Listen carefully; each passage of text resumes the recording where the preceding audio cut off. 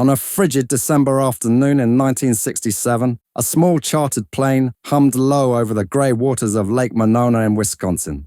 Inside was 26-year-old Otis Redding. He was a rising soul music superstar with a voice like finely polished gravel, and he was sitting alongside his band, the Briefcase, en route to their next gig. Minutes from the Madison runway, something went terribly wrong. The twin-engine Beechcraft plummeted into the icy lake, killing 7 of the 8 people on board. In the eerie stillness that followed, as debris floated on the freezing water, news of Redding's fate would send shockwaves through the music world. This was a man in his prime, the self-proclaimed madman from Macon, riding high on a string of electrifying hits, now suddenly gone. In the coming days, fans and fellow musicians alike struggled to imagine how such a powerful life force could be extinguished so cruelly and abruptly. The tragedy was all the more poignant because Redding had just recorded the song of his life, a wistful ballad destined to become an anthem, and soon this crash would be enveloped in mystery and strange theories. But that is getting ahead of the story, and it's a story that begins humbly in the red Georgia clay, builds through sweat, soul, and sheer talent, and ends far too soon in cold Midwestern waters. Welcome to Rock and Roll Mysteries.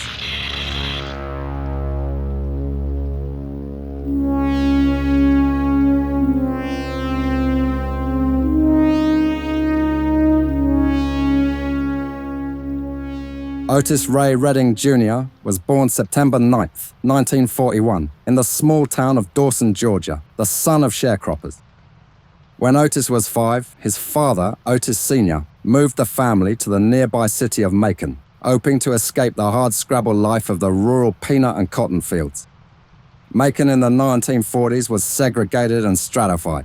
The Reddings' new home was in a public housing project overlooking Mercer University, a daily reminder of the world that lay beyond a black family's reach in the Jim Crow South. Otis's father found steady work at the local Air Force base, while his mother, Fanny, took charge of raising the children with a no-nonsense approach.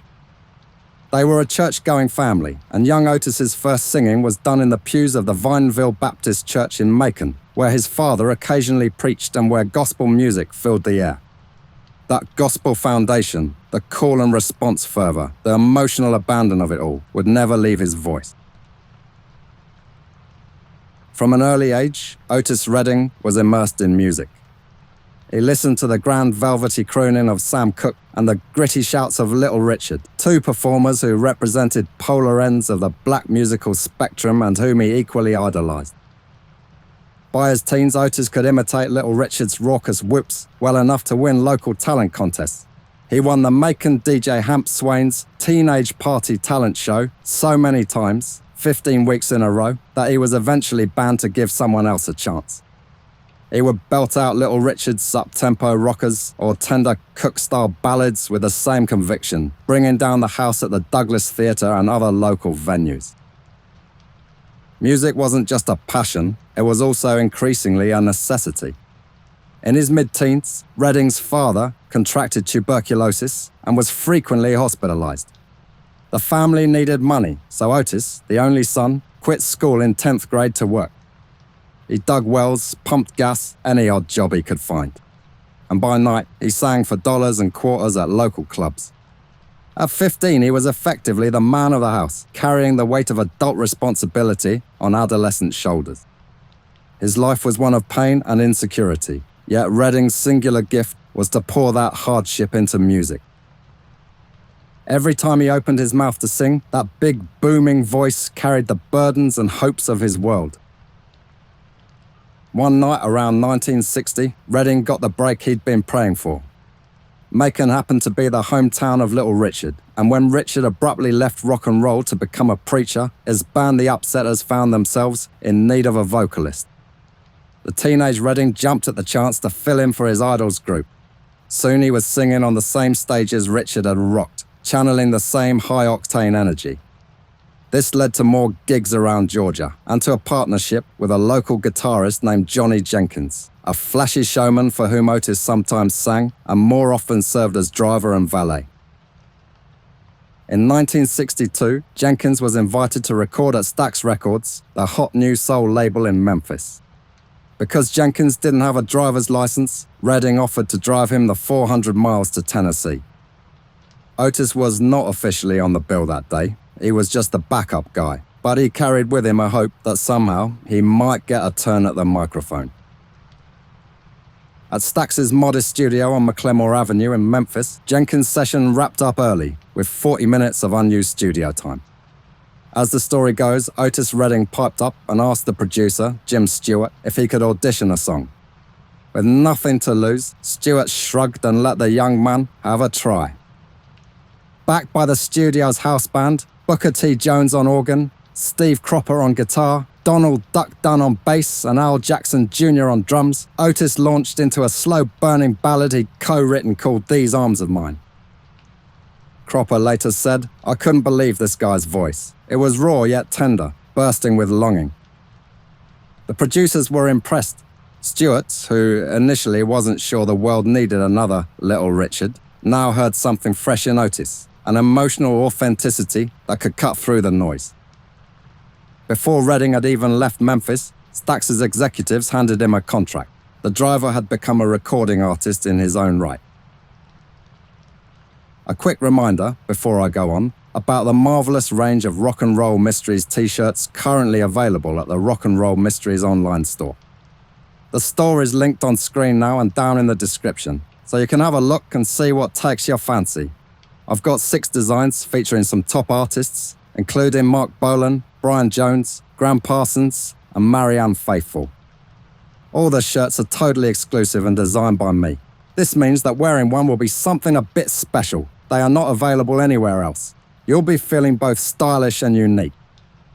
The shirts all ship from the US, EU, Canada, UK, and Australia, and they come in a wide range of colours and sizes. Every sale is a massive help to the channel, and certainly helps me cover the rather extensive black coffee bill, an expense that is pretty much required for running a YouTube channel, let me tell ya. Well, in all seriousness, I'd like to say thank you very much to everyone who has bought one already. I'm very grateful. But now let's return to the Georgia kid who was about to graduate from chauffeur to superstar. Otis's These Arms of Mine was released on Stax's Vault subsidiary late in 1962, and against Stewart's modest expectations, it slowly became a hit, reaching the R&B top 20 and grazing the pop charts. Otis Redding's star was officially on the rise, and he returned to Macon with a recording deal and a mission to fulfill. Success didn't arrive overnight, but by 1964, Redding was scoring regularly on the R&B charts. He had a knack for heartache ballads and mid-tempo groovers that showcased the pleading, booming quality of his voice. His early records for Stax often featured forlorn titles that matched his gritty, lovelorn persona. One up-tempo number, Mr. Pitiful, was even inspired by a radio DJ's joking comment that Otis sounded so sorrowful he should carry that nickname. In reality, offstage Redding was a confident, affable young man, clean-cut and easygoing. But on vinyl, when he sang They Call Me Mr. Pitiful, pouring his soul into every syllable, listeners believed it. Other hits followed. The gospel-inflected Pain in My Heart, the simmering Chained and Bound, and a stunning slow duet version of I've Been Loving You Too Long, which Redding co-wrote, that became one of his signature songs. Otis's voice was a remarkable instrument, totally incomparable. It could roar like a lion and then suddenly break into a wounded, quavering sob on a high note, bearing a vulnerability that made crowds go quiet. He wasn't conventionally handsome or polished, but he had presence, a magnetic force that grew stronger as he gained confidence. In those early years, Otis was learning by doing. He never did learn to read music, but he possessed an almost supernatural ear for arrangement. In the studio, he would hum bass lines, horn lines, even drum patterns to his band, sketching out whole songs with improvised sounds. His backing musicians, the Stax House Band, known as Booker T and the MGs, and the adept horn section, dubbed the Memphis Horns, came to understand his verbal shorthand.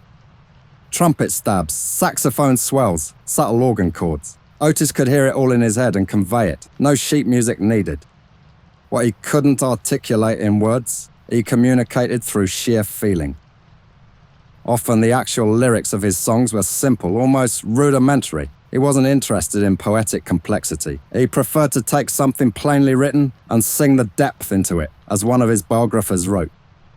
Indeed, in some early tracks, his diction was so slurred and impassioned that listeners couldn't even make out the words, but they felt what he meant.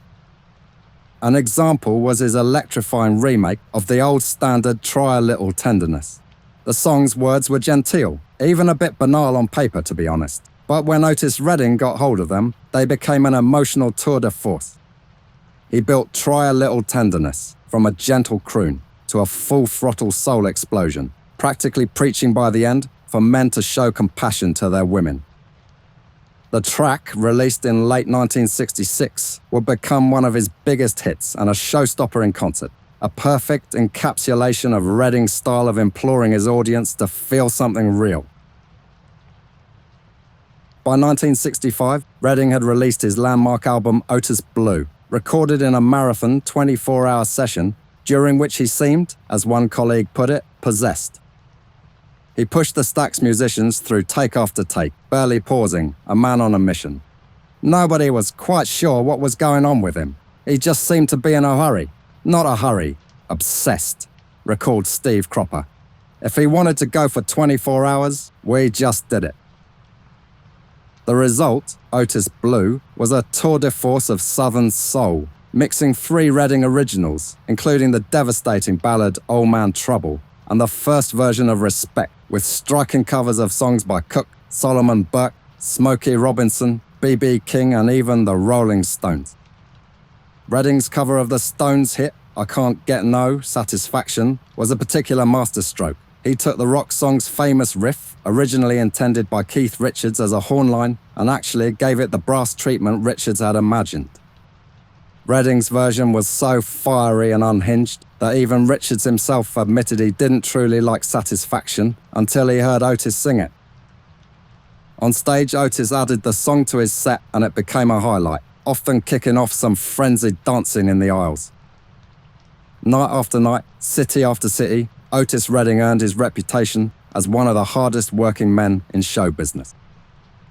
He toured the segregated Chitlin circuit of black clubs and theatres across the South, enduring long drives, shabby accommodations, and occasional threats or insults from white authorities.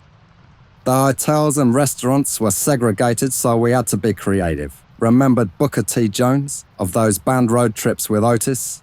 Sometimes the black members of the band had to sneak in back doors, or all of them piled into so-called coloured-only motor lodges to stay together.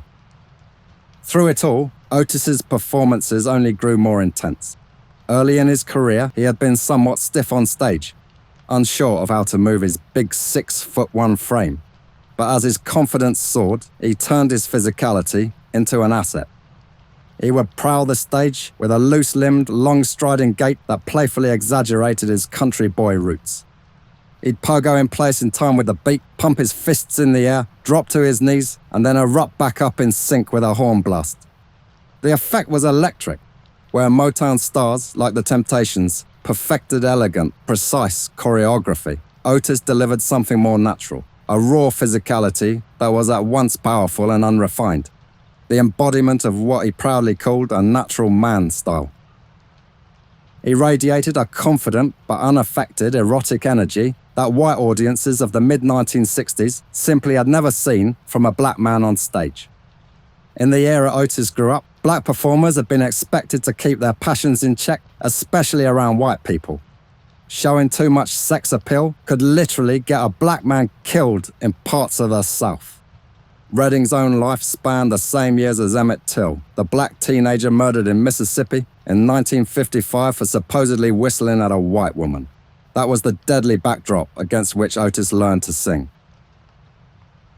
But as the 1960s progressed and soul music surged into the mainstream, Redding became part of a revolution in which black artists claimed the stage with unprecedented freedom and fire. Bob Weir of the Grateful Dead would later say that seeing Otis perform live in 1967 left him awestruck. I was pretty sure I'd seen God on stage. Despite the ecstatic reception Otis Redding received in Black America, one prize still eluded him by mid-decade: a major crossover hit on the pop charts. He'd grazed the lower rungs of the Billboard Hot 100 a few times, but never cracked the top 20 pop with a song of his own. To his ambitious young manager, Phil Walden, and to Otis himself, this was a galling omission. How could a talent like Redding, by now often called the King of Soul, still be relatively underappreciated by mainstream listeners? The competitive Otis was well aware that his friendly rival James Brown was scoring big pop hits, and that Motown's smoother black acts were all over top 40 radio. He wanted that action too. This hunger led him to step outside his comfort zone. In April 1966, Redding accepted a booking at the Whiskey A Go-Go, the hip Los Angeles rock club on the Sunset Strip. It was a bold, even risky move. The club's usual fare was psychedelic and folk rock bands, and no one was sure if the long-haired West Coast crowd would embrace Southern soul. Otis himself had qualms. He thought it might be a step too far. But Bill Graham, the rock promoter, persuaded him that California audiences were primed for Otis's brand of showmanship. The 3-night stand at the Whiskey turned out to be triumphant. Virtually the entire Los Angeles music scene came out to see this force of nature from Georgia. Bob Dylan popped by and even offered Otis a new song he'd written, Just Like a Woman, hoping Redding's mighty voice might tackle it. Otis gave the Dylan tune a go in rehearsal, but ultimately set it aside. The poetic lyrics were too abstract and twisting for a man who liked to feel a song more than decipher it. Still, the very exchange was telling. Otis Redding had 1 foot planted in the Chitlin circuit and 1 foot edging into the psychedelic 60s rock world. He was poised at a cultural crossroads. For all his onstage dynamism, Redding in private was often described as polite, soft-spoken and gentle. Back home in Macon, he was a husband and father, trying his best to balance the demands of fame with family life. He had married his childhood sweetheart, Zelma Atwood, in August 1961 when he was just 19.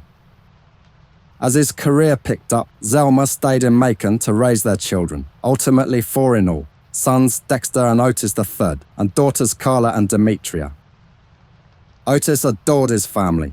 He had phoned home from the road constantly, and when in town, he was a doting dad who would spoil the kids with gifts. He used his earnings to buy a sprawling 300-acre property outside Macon, which he christened the Big O Ranch. There, he built a comfortable home for Zelma and the little ones, complete with farm animals, horses, and a pond, a slice of rural tranquility where Otis could escape the touring grind and play at being a country squire. In truth, he was becoming one of Georgia's first major black entrepreneurs, investing in real estate, planning to open a studio, and even start his own record label. He loved Georgia too much to decamp to Hollywood or New York. Macon remained his sanctuary. Still, while many were painting a halo over his head, fame brought temptations that Redding did not entirely resist. On tour, he was a popular figure with the ladies, and by various accounts, he engaged in the sort of casual dalliances that a young man suddenly flush with adoration might find hard to refuse. Band members later whispered about philandering on Otis's part, and he had a reputation for throwing legendary parties after shows, where the booze flowed freely. He liked to project an image as a clean-cut family man, and indeed compared to many other soul singers of the era, he was relatively grounded, but he was no saint. There was some strenuous behavior with women, booze, weed, and a gun, one writer noted of Redding's life on the road. The weed and drink were mostly backstage recreation. He was careful never to appear high in front of the straight-laced Stax crew. A perhaps slightly blinkered Booker T. Jones insisted, "Otis wasn't doing drugs. I never saw him smoke marijuana. Nothing." The gun, however, became part of a notorious incident. In 1964, Redding demonstrated that his gentlemanly demeanor had limits. When one of his close friends got beaten up in a brawl, Otis decided to deliver street justice. He and 2 pals drove to the alleged assailant's house, armed with firearms, and opened fire, shooting through the windows in a wild confrontation that left several people injured by buckshot. Otis himself was grazed by a bullet in the chaos. Police arrested Redding's friend, who was later convicted of attempted murder and got off with probation. But Otis, likely thanks to both local clout and solid lawyering, escaped criminal charges. Still, the victim sued him in civil court, and he quietly paid a few $100s to settle the matter. It was an uncharacteristic burst of violence from a man known for his open-hearted songs and placid nature, and Redding afterward kept a lower profile in Macon. Those close to him insisted such behaviour was an anomaly, a brief crack in the saintly image. The fact remained that everyone, even an angelic soul singer, had their breaking point. By late 1966, Otis Redding had become a bona fide star on the R&B circuit and was inching into broader renown. The previous year, he had written and recorded a song that would unexpectedly change his fortunes, not through his own recording, but via another artist's. That song was Respect, a bouncy, brass-filled number that Otis penned as a somewhat cheeky appeal to his wife Zelma. The lyrics, as Otis sang them, were the plea of a hard-working man who expects appreciation and a little loving when he comes home. The subtext, known to those around Otis, was drawn from real life. He was often away touring, and though he had his flings, he grew jealous at the idea of Zelma even looking at another man, a hypocrisy not lost on her. "I told him, don't bring nothing home and respect me," Zelma later said, emphasizing that she herself never strayed. In other words, if Otis wanted respect, he had better give some in return. Otis's original Respect was a modest hit in 1965, reaching number 35 on the pop chart. But 2 years later, in 1967, Respect took on a life of its own when a young singer named Aretha Franklin decided to cover it. Aretha's version flipped the perspective. It became an anthem of female empowerment, complete with sassy backup vocals spelling out RESPECT and that immortal line, "Take care, TCB." Her version of Respect shot to number 1 in the summer of 1967, transforming the song into a civil rights and feminist rallying cry. Watching Aretha Franklin storm the charts with a song he wrote could have made Redding bitter, but instead he reacted with a kind of amused admiration. "That girl stole my song," he famously joked with a big grin. In truth, he was proud. Aretha had taken his creation to heights he hadn't, and he knew it.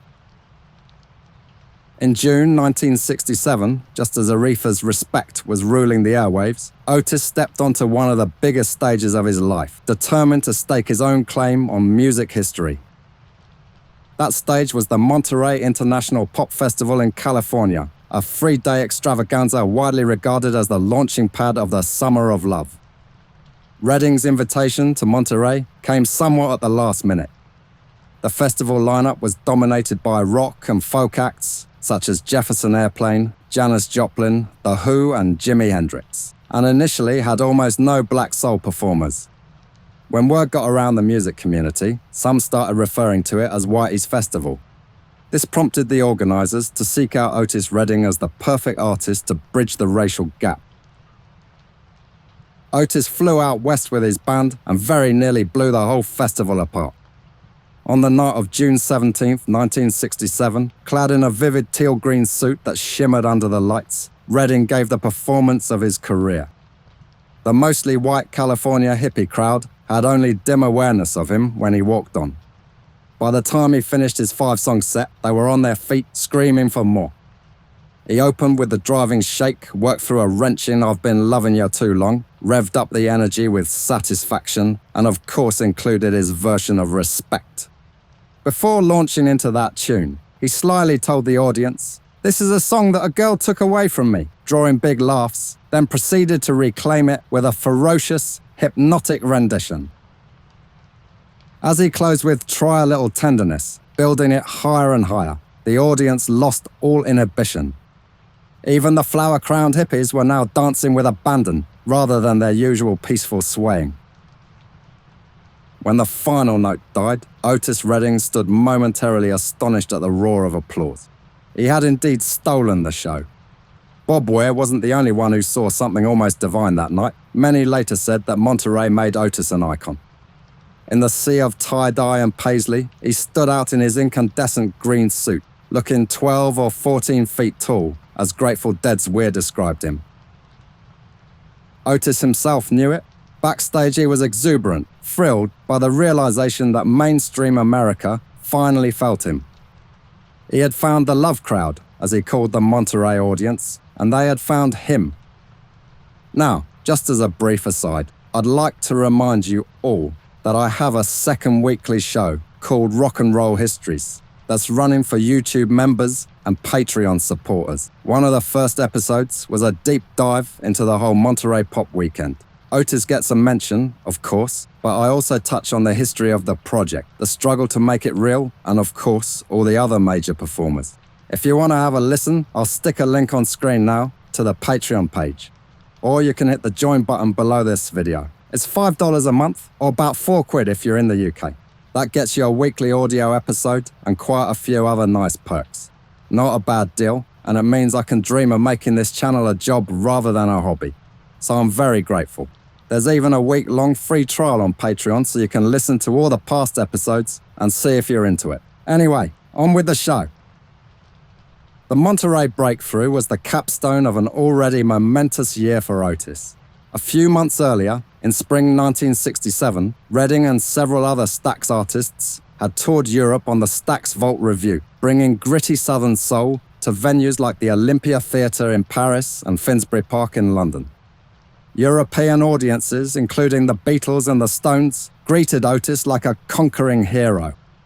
In London, Melody Maker magazine's readers voted him the world's top male vocalist of 1967, ending Elvis Presley's 8-year reign in that poll. The Beatles sent their own limousine to pick up the Stax crew at London Airport, quite a gesture of respect from the Scouse pop aristocracy. And in a feedback loop of 60s influence, George Harrison said that the guitar riff in their song Drive My Car was inspired by the bubbling groove of Otis's Respect. Redding was proving that soul music could travel across oceans and culture lines without losing its power. He loved England, except when he complained about the bland food, although he joked that he actually liked our crap weather. Ever the charmer, he claimed if he left America, he'd happily settle and live under England's drizzly skies. And I can't blame him. There's simply nothing like being slapped in the face with howling wind and rain on a London summer's morning to really bring out the soulfulness in you, let me tell you. By the autumn of 1967, Otis was riding high, but he was also running on empty. Years of relentless touring had strained his voice and his body. After Monterey, he kept pushing. A solid week of concerts at the Fillmore in San Francisco in August, then more one-nighters across the country. That summer, he gave up hotels and lived on a houseboat docked in Sausalito, California. He indulged himself with some quiet mornings, gazing at the San Francisco Bay's tides between his sold-out shows. It was a rare moment of calm in his frenetic life, and it would inspire his next, most famous song. But first his body intervened to let him know it was time to rest. Exhausted and battling voice issues, Otis underwent minor throat surgery in the autumn to remove polyps from his larynx.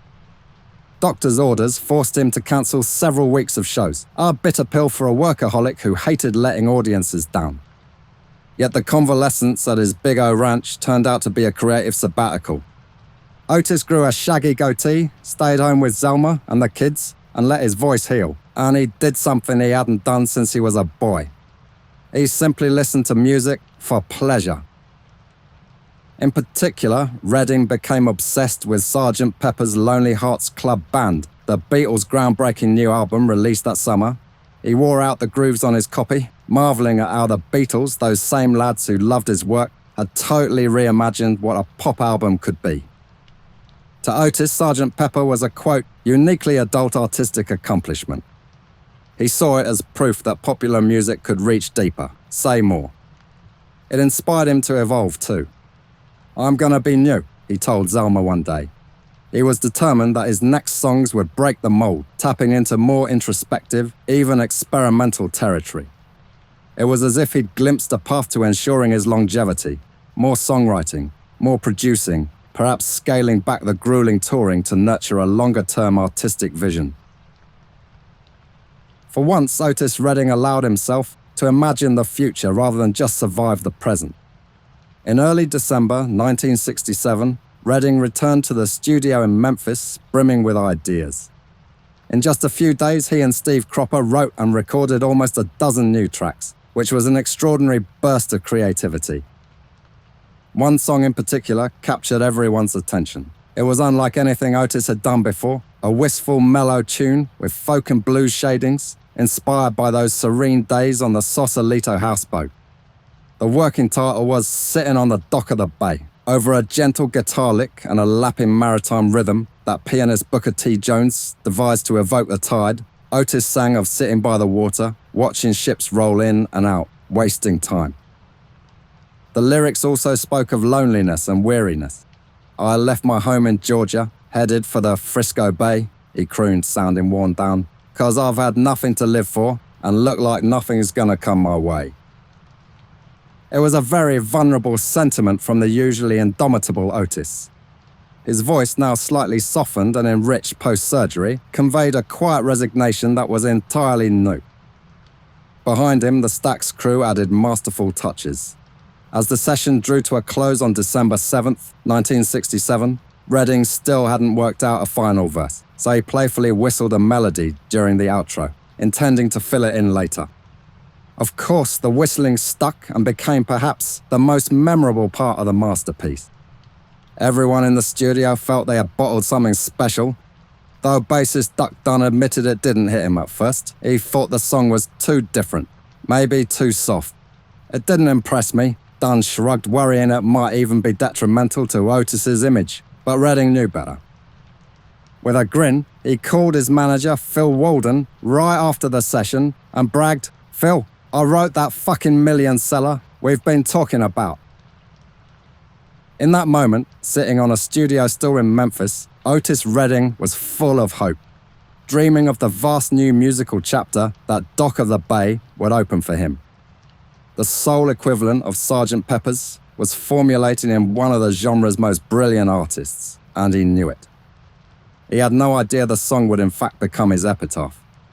Only 3 days later, the cruelest twist of fate struck. After playing 2 concerts in Cleveland on December 9th, 1967, including a triumphant set at a club called Leo's Casino, where a young reporter named Joe Esterhas interviewed him backstage, Otis and his band set off for the next stop on the tour, Madison, Wisconsin. In Cleveland that night, Otis had been in a jovial, reflective mood. He gave the nervous 23-year-old Esterhas, a future famous screenwriter, a warm welcome, even offering him a beer. The two talked for hours, Otis asking almost as many questions as he answered, genuinely curious about the journalist's life as an immigrant kid and underdog in America. By the end of their conversation, the two men from such different worlds were laughing like old friends. Otis pulled Esterhas into a hug and with a mischievous grin, teased him in the parlance of the black neighborhoods both knew. "You know what you are, man. You're a white fucking nigger. That's what you are." It was said with evident affection, a startling badge of kinship from Otis, implying that this freckle-faced Hungarian-American kid had soul. Joe laughed, not knowing it was likely the last joke Otis Redding would ever tell. The following afternoon, December 10th, Otis boarded that ill-fated Beechcraft H-18 plane, along with his road manager, his valet, and 5 members of the Briefcase. Despite ominous weather, they took off, anxious to make the Sunday night gig in Madison. As the plane approached Madison's Truax Field, rain and fog obscured the view. The aircraft hit turbulent air, and as witnesses later recounted, it suddenly whirled out of the clouds and straight into Lake Monona, just a few miles short of the runway. Freezing water rushed in. Band member Ben Corley, not even a strong swimmer, managed to unbuckle himself and cling to a floating seat cushion until rescue arrived. He would be the sole survivor. Otis's body, and those of the others, were pulled out by emergency crews later, tragically too late. In Macon, Zelma Redding's phone rang, with the news no wife ever wants to hear. In Cleveland, Joe Esterhas, sitting in the newsroom of the plane dealer, heard the wire service bulletins ringing furiously and sensed something awful. When an editor told him Otis Redding died in a plane crash, Esterhas felt the blood drain from his face. His new mate, the intelligent, gifted, and very often laughing and smiling man who had electrified an audience just 24 hours before, was gone. In Macon, they would later say that on the day Otis died, the skies themselves cried. Redding's funeral in Georgia was a who's who of soul music, and this was, of course, a testament to the esteem in which he was held by his peers. Fellow legends like Solomon Burke, Sam Moore, Joe Tex, Percy Sledge, and Johnny Taylor served as pallbearers carrying the heavy coffin. Thousands of fans lined up to pay their respects. They filed past Otis's open casket in a red satin-lined coffin as his records played softly in the background. The grief spread far beyond Macon. In the week after the crash, tributes poured in on the airwaves and in print. Jet magazine ran a cover story mourning the Crown Prince of Soul, while Rolling Stone, a new magazine barely a year old, memorialized Redding as an artist whose promise was only beginning to be recognized outside the R&B world. Indeed, the great heartbreak was that Redding died at the very moment he was poised to transcend all the old boundaries of both genre and race. As one eulogy said, he joined the tragic pantheon of musicians who were snatched away, not only before their time, but in their absolute prime, when there was every reason to expect that their finest work was yet to come. In a grim irony, two of Otis's star compatriots from Monterey, Jimi Hendrix and Janis Joplin, would follow him into that grimly elite pantheon within a few short years. True to Otis's prophecy, Sitting on the Dock of the Bay became that fucking million seller, and more. Released just weeks after his death, the song shot to #1 on the pop charts in early 1968, making it the first posthumous #1 hit in Billboard history. If respect had been the sound of a man demanding his due, Dock of the Bay was the sound of a soul at rest, and perhaps for that anxious moment in American history, it was exactly what people needed. 1968 would be a harrowing year, with the assassinations of Martin Luther King Jr. and Robert Kennedy, riots, protests, Charles Manson, and seething Vietnam War tensions. Redding's gentle whistling on Dock of the Bay seemed to give a bit of solace, a moment to pause and reflect as the world burned. Makes you think we could do with a tune like that these days. The song won Otis Redding 2 Grammy Awards and eventually sold over 2 million copies. To this day, it remains one of the most played recordings in the history of American music, and its appeal is totally undiminished by the decades. In the wake of the crash, a whole range of rumours swirled about, some paranoid, some quite intriguing. The most persistent question was to do with a lost briefcase that was said to have been on board with Redding, allegedly filled with thousands of dollars in cash. The case was never recovered from Lake Monona, and this soon fed speculation that something more sinister might have been at play. Fans and conspiracy-minded journalists jumped on the detail. Why had the briefcase vanished when so much of the wreckage was recovered? Theories ranged from opportunistic theft during the recovery effort to darker suggestions of foul play. Some were quick to tie the missing money to supposed enemies he might have had, business disputes, or even the suggestion he was a political target. Over time, other conjectures layered onto the mystery. A wild 2001 biography suggested that Redding's manager, Phil Walden, could have stood to gain from an insurance payout, and Walden had been linked to organised crime. The charge was bitterly disputed by all concerned. In truth, Redding was far more valuable alive than dead, particularly with sitting on the dock of the bay, poised to cement his superstardom. Walden and Zelma successfully sued the author for defamation, and Zelma herself insisted Walden had remained a loyal friend. Another extremely sensational thread even implicated James Brown, who had sold Redding the Beechcraft plane. The theory was that Brown had told Redding the plane was fine when in fact it wasn't. Brown said he had warned it was unsafe and needed work, but it's worth noting that the investigation never found whether there was anything mechanically wrong with the plane or not. After Redding's death, Stax Records combed through whatever material he had left. There were enough unreleased tracks and scraps from late 1967 to populate several posthumous albums. Songs like Hard to Handle, Love Man, and I've Got Dreams to Remember, the last co-written with his beloved Zelma, hit the airwaves over the next couple of years. They were all warmly received, some even becoming hits and later staples of Redding's legacy. Listening to them, one hears an artist who was still evolving. Hard to Handle showed flashes of funk. Dreams to Remember had a contemplative depth. Otis had been uncredited co-producer and arranger of most of his Stax output. He just naturally took charge in the studio, and it's certain he would have continued expanding those skills. Had he lived, Redding would likely have led the way into the album-oriented soul of the late 60s and 70s, blazing a trail that artists like Marvin Gaye, Stevie Wonder, and Sly Stone would take care of instead. It's fanciful but tantalizing to picture Otis in the 1970s as a still young man. He'd have been only in his early 30s, producing concept albums, collaborating with rock musicians, maybe even mentoring the next generation of soul singers. He would have been totally unique, that much is certain. His widow Zelma once said, Otis was always planning something bigger. Even during his short life, he'd begun nurturing other talents. For example, co-writing and producing Arthur Conley's 1967 hit Sweet Soul Music, which gave Redding a taste of success from the other side of the control room. Conley had a rather mysterious and fascinating tale of his own, and I'll probably do an episode on him at some point.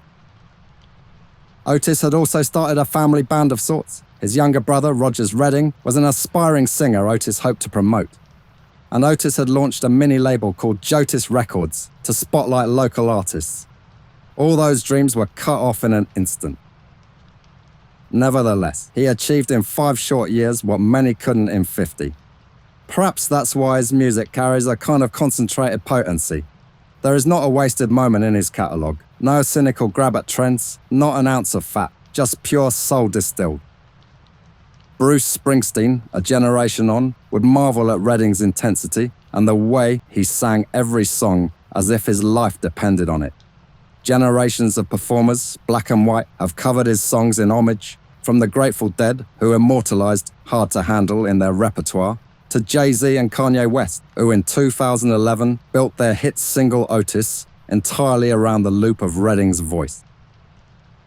In Macon, Otis's legacy is literally set in bronze. A life-size statue of him sitting on a dock with a guitar now graces the Riverside Park, a permanent reminder that this was the home of soul's greatest natural talent. We've got to try a little tenderness, he urged us again and again, practically making it a mantra for how to survive a harsh world. Nearly 60 years on, you still feel it. Otis Redding never got to see old age, but nonetheless his music carries the wisdom of a life fully, passionately lived. He had that fire in his soul, he was ready to conquer the world, come hell or high water. The dock is empty now, but the bay, I reckon, still hears him singing.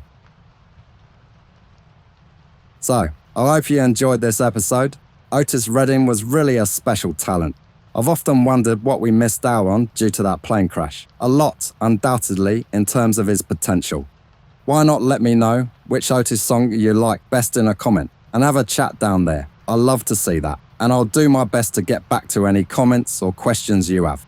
Anyway, be sure to subscribe if you haven't, and why not share the video with an Otis fan in your life? That'd be marvellous. Until next week, I've been Chester. Have a good one.